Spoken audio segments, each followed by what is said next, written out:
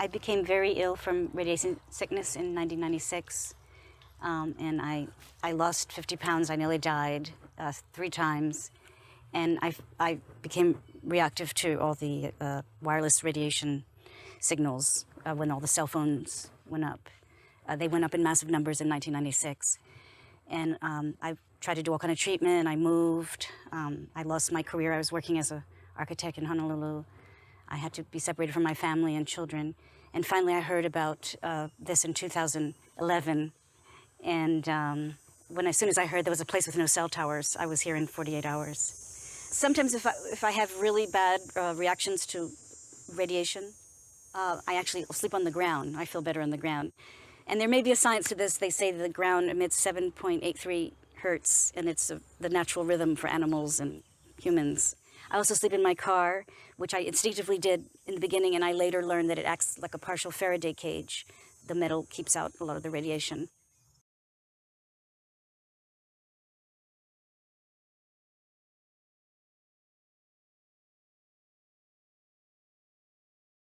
This place in Green Bank is wonderful. It's not perfect, but I can go outside. I can see the trees, I can see the sky, I can see the stars. When I lived in the Faraday cage, I had to live in a box, and I only left the box when I wanted to go to the bathroom or to use a shower. Otherwise, I stayed in that box day and night. In a cage? In a Faraday cage. How long? A couple of years. Several years. I had a mattress, and I didn't have a place to stand up. I had to stay on the bed the entire time. My husband went grocery shopping. He cooked the food. He would bring and serve me the food. We'd open the door. He'd hand me the plate, and I'd eat inside the Faraday cage. I've heard it also called as a supersense, that we just have this ability to, for whatever reason, feel these frequencies. It's a very legitimate illness, but at this point, I don't consider it a gift. I would give anything to give it back. You're the refugee now. Yes, I don't know what to call myself. This is brand new. And I just want people to know that this type of illness, and doctors, I really want them to hear that this is a legitimate illness. And it affects our lives tremendously. You have no idea. When you go home today after this interview, you have the luxury of going home to your familiar surroundings.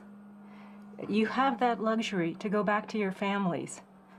I haven't had that in 4.5 years. I haven't had any stability. And I just have to impress upon you how serious this is for those of us that are suffering. And I'm extremely grateful that there is a location here where I am no longer in pain, or whatever type of irreparable harm may be being done to my body will be either suspended or temporarily arrested.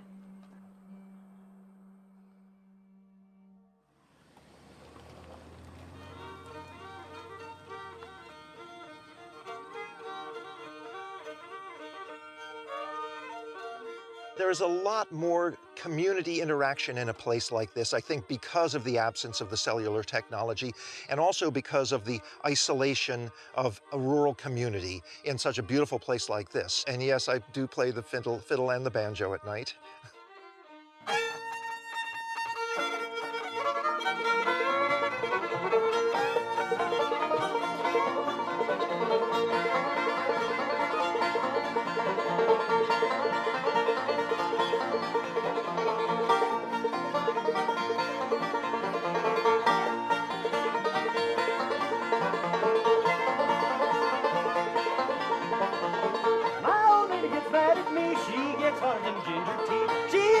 She is bad, give me the devil when she gets mad. Going up the creek, going in a run, going up the creek, have a little fun. Raise my britches leg to my knees, wade over the creek when I please.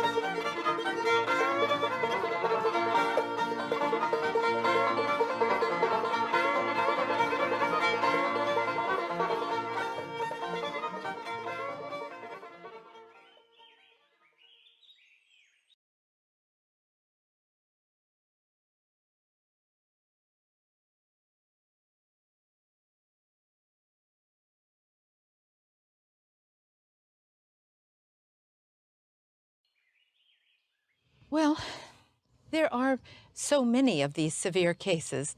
For instance, in South Korea, there was the case of a couple that had a young baby, and they were very much addicted to a game that they went to play while neglecting their child at home. And this baby eventually starved to death, and they went to jail for this.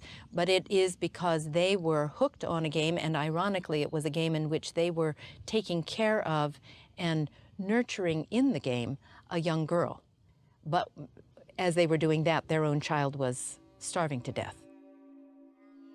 Shortly after we opened Restart, we got a call from a stepmom.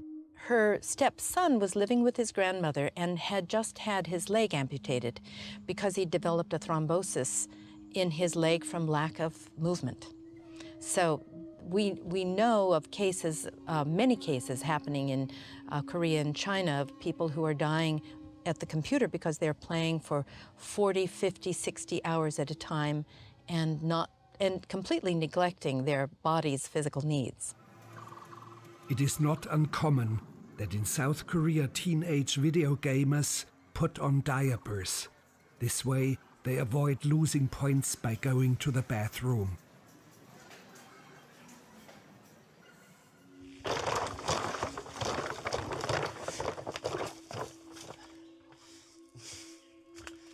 Tom, you do not need any further introduction. This was great. My lowest point came at the beginning of this year. New Year's Eve, I had lost a job. I was losing my girlfriend. My family, my relations were very strained, and I tried to drink myself to death. Suicide. I was playing video games 16 hours a day, often drunk. I watched porn a lot, and I just had given up. I had no future. I had no will to live. I was just waiting for the timer to run out. I was in my spring quarter in college, and I was doing nothing except sleeping about 6 hours a day and playing video games and absolutely not attending any of my classes, not doing any of my work, and lying to my parents about my progress. So it was a lot of lying, manipulation, isolation especially, which are all common things for addicts, but mine were pretty much sleep and, interact with my addiction. Did you adopt certain characters that became almost like you? I'm not sure I'm comfortable with that because I'm still in the phase where thinking too deeply about my own intricacies could set me off, could really start that cravings and start those withdrawal symptoms again. I wanted very much to discuss fictional characters with Chloe, like the malevolent druid dwarf, or whoever these figures are, but I had to desist.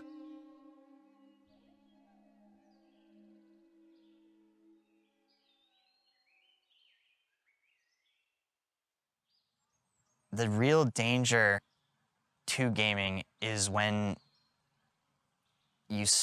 when I stopped being present in the real world more often than I was in the game world. If you get to the point where